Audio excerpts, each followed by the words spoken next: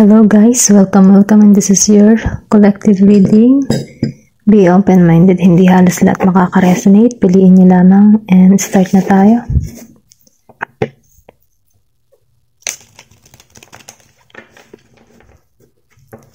Give me the message for collective please. Anong energy ng person mo ngayon?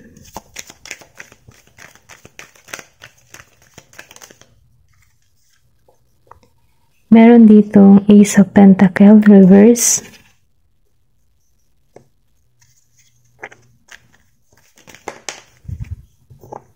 Then, meron ditong Seven of Pentacles reverse.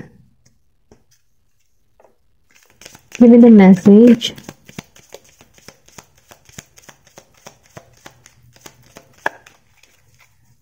Give me the message. The Emperor. Okay? Nakikita ko dito, no? Andun siya sa sa kanyang nararamdaman, no, na meron dito kasing Ace of Pentacles reverse. Kumbaga, nakafocus siya sa kanyang financial, okay? Kumbaga yung kanyang financial dito ay,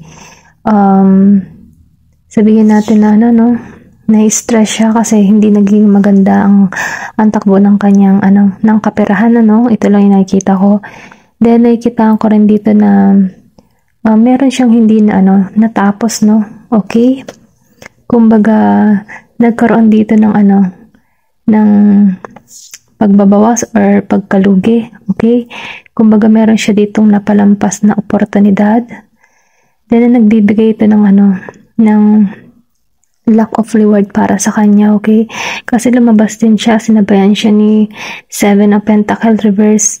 So, ibig sabihin, kumbaga, nawawalan siya ng ng pasensya, sa nangyayari sa kanya. Kumbaga, hindi niya alam yung gagawin niya, gusto niya ng sumuko, Ganun yung pakaramdam ng tao na ito.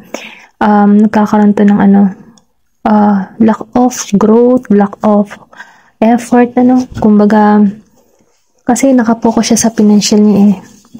Then, nakikita ko rin dito, ikaw, nandun ka sa iyong power, kumbaga, nandun ka sa leadership mo, kumbaga, kung ikaw man ay single parent, andun ka sa pagiging mabuti mong ina, nakasubaybay ka, kumbaga nakatuon ka sa yung kinabukasan para sa yung mga anak. Then nakikita ko rin dito na control ka, disiplina mo yung sarili mo, good mother or good father ka ngayon. Then nakikita ko kasi dito na you're stable, kumbaga maganda yung kalagayan mo sa buhay, nakikita ko din dito kasi na andun ka sa sa yung financial din na nakapokus, Ito lang yung nakikita ko kasi lumabas sa The Emperor. Kumbaga may authority ka, binabalik mo yung yung will of power mo, okay, sa sitwasyon.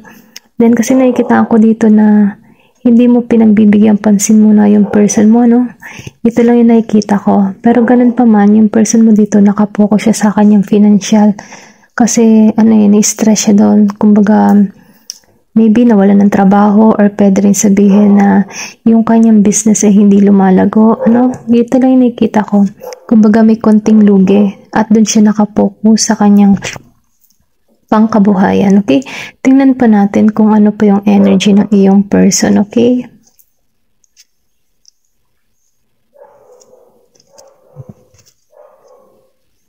Pasensya na sa tahol ng aso kung naririnig nyo.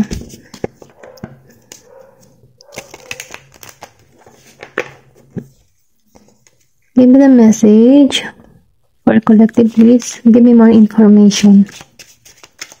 Ano yung nangyayari pa sa kanya, Kung ano nararamdaman niya para sa'yo, kung meron pa ba, or kung ano pa yung nais niya mangyari. Give me the message. Meron dito worth waiting for. So, ibig sabihin mag-intay-intay ka lang at merong magandang mangyayari. Kasi sa pag-iintay, minsan, madalas yan talaga maganda yung resulta, no? Then sinasabi din dito na divine timing is at work in your love life. Kumbaga, ibibigay din sa'yo ni God yung tama, no? Tamang tao para sa'yo. Kumbaga, mag-intay-intay lang dahil kumikilos na kung paano tatrabahuhin yung iyong love life, okay? Meron dito nga palang Taurus, Virgo, and Capricorn, and malakas yung Taurus energy, okay? Then Aries.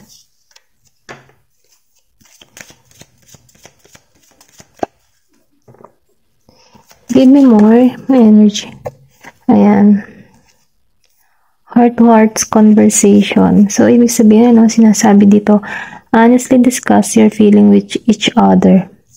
So, kailangan nyo lang pag-usapan, kung meron pa kayong nararamdaman sa bawat isa, kailangan daw ng heart-to-heart talk, okay? Kumbaga, kailangan lang ng masusing pakikipag-ugnayan, masusing pakikipag-usapan, na magkaroon kayo ng pagkakaintindihan. Kasi, nakikita ko dito na yun ang kailangan, Okay, tingnan pa natin kung ano pa yung mensahe para sa'yo. Give me the message for collective.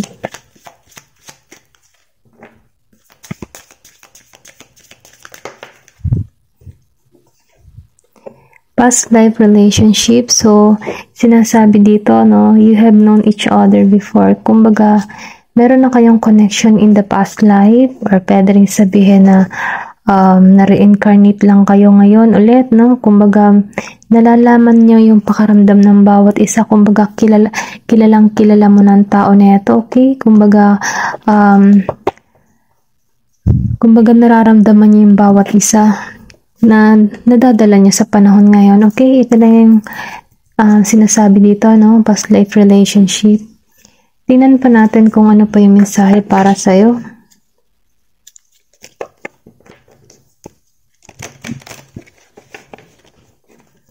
Give me the message for collective. Meron ditong life partner. Your romance is stable and ready to go to distance. So, kumbaga, life partner talaga yung palapit sa'yo, Or pwede rin sabihin na after maayos, meron ditong magbabalik, or pwede rin sabihin na kung gusto nyo pang ayusin yung relasyon nyo, maaari pa kasi meron kayo talagang connection. Kumbaga, may past life relationship na kayo, then nadadala-dala nyo lang sa panahon ngayon, then meron ditong life partner. Kumbaga, ito na siya kumbaga siya na talaga Maybe meron lang nangyari sa inyo upang ayusin ang bawat isa bago dumating ulit, for a second chance. Kumbaga, tingnan pa natin, Give me the message for collective.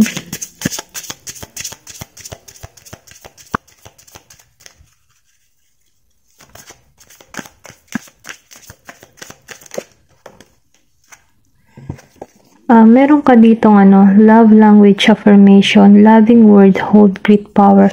Kumbaga, kung hinihiling mo na magkaroon kayo ng panibago, kailangan mo magkaroon ng affirmation about love na hilingin mo sa Diyos, hilingin mo kay God na maayos lahat yung relasyon na gusto mo mangyari sa inyong dalawa, Kung ikaw ay umaasa pa na magkabalikan kayo, or pwede rin sabihin na meron pa rin kayong nararamdaman sa bawat isa, bakit hindi bigyan ng pag-asa, Kumbaga, ipanalangin, at kung ayaw mo naman, hilingin mo, na naibigay talaga yung para sa'yo, kasi nakalagay naman dito yung worth waiting for. Kumbaga, tinatrabaho na yung love life mo, okay?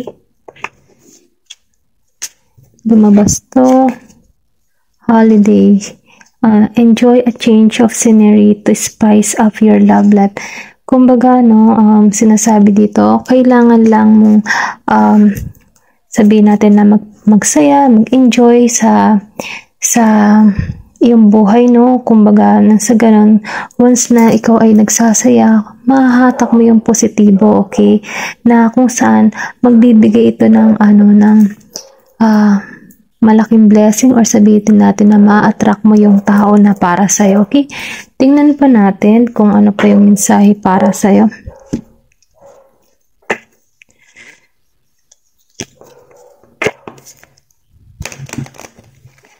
Give me the message for collective please.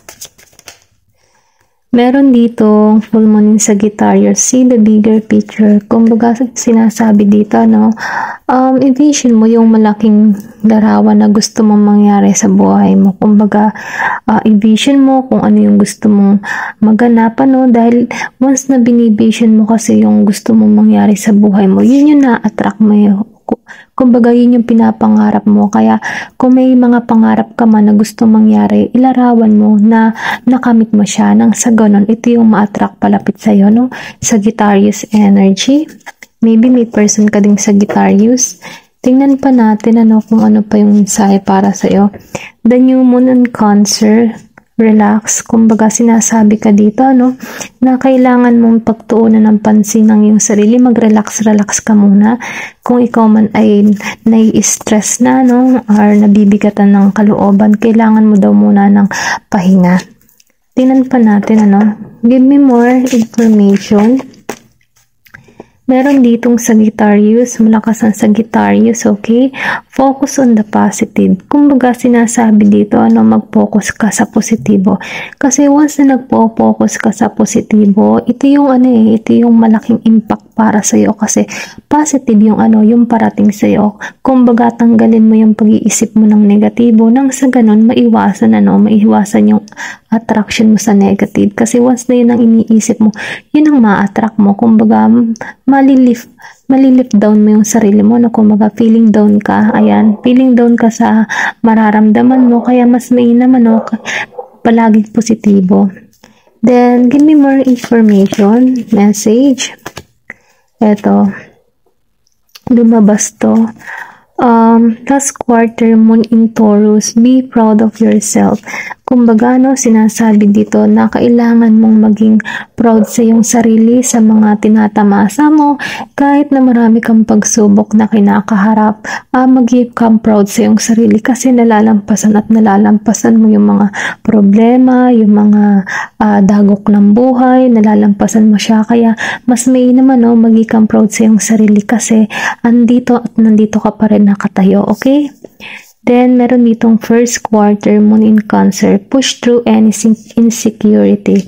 Kumbaga, sinasabi dito na kailangan mong pag-aralan yung insecure mo sa yung sarili, kung ano man yung mga natatamasa ng iba. Kumbaga, wag mong ihambing or wag mong i-compare sa iyo, kasi magkakaiba kasi tayo ng sabihin natin ng parating na biyaya, kumbaga time nila yun na magkaroon ng masaya or magandang love life, darating din yung para sa iyo kung ito man yung iniintay mo, kumbaga sinasabi dito, find your unique, hanapin mo yung kaibahan mo sa iba, okay? Nang sa ganun, hindi ka makakaramdam ng jealous or sabihin natin ng inggit or kung ano pa man, kailangan nating maging positibo, at mag-isip tayo ng mabuti sa ating kapwa.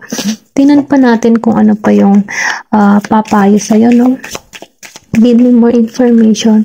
Meron ditong Leo, go wild. Kumbaga sinasabi dito na wag kang matakot na sumubok ng panibago, or sabihin natin na wag kang matakot na iparamdam yung iyong nararamdaman. Kumbaga kailangan mo lang dito ng lakas ng loob at tapang na ipakita yung bilang ikaw, kung ano yung talagang nararamdaman mo, kasi once na nagpapakita ka ng totoo para sa iyong sarili, ito kasi yung ma-attract mo. Kumbaga hilingin mo din, i-affirm mo kung ano talaga yung gusto mo na mangyari sa love life mo or sabihin natin sa buhay na meron ka ngayon. Kumbaga think positive, kasi once na positive ka, ito talaga yung magandang maghihintay sa'yo, okay? Ayun lamang po, collective. Thank you for watching and love and peace.